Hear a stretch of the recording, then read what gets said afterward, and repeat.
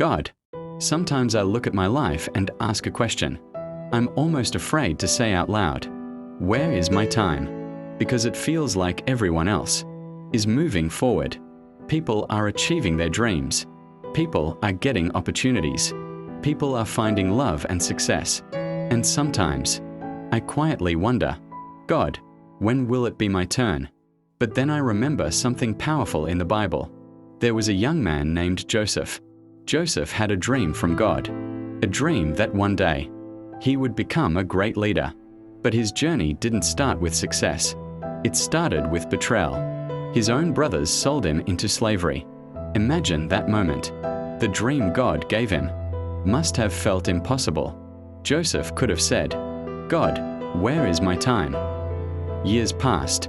Joseph worked faithfully as a servant, but even when he did the right thing, he was falsely accused and thrown into prison. Now imagine the silence of that prison, the loneliness, the confusion, the questions. Maybe Joseph prayed at night saying, God, you gave me a dream, but why am I here?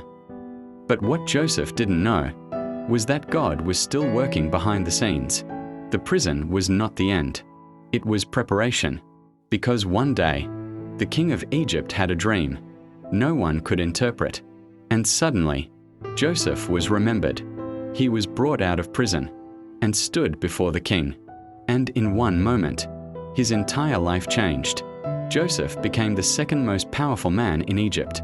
The dream God gave him finally came true. And that story reminds me of a powerful verse. Ecclesiastes 3 verse 1 says, to everything there is a season, and a time for every purpose under heaven.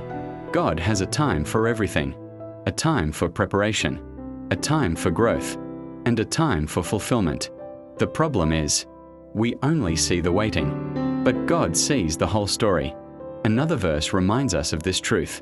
Habakkuk 2 verse 3 says, for the vision is yet for an appointed time. Though it tarries, wait for it, because it will surely come. So maybe today, if you are asking the same question, God, where is my time?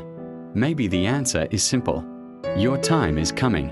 But right now, God is preparing you, preparing your character, preparing your faith, preparing the opportunities that are meant for your life.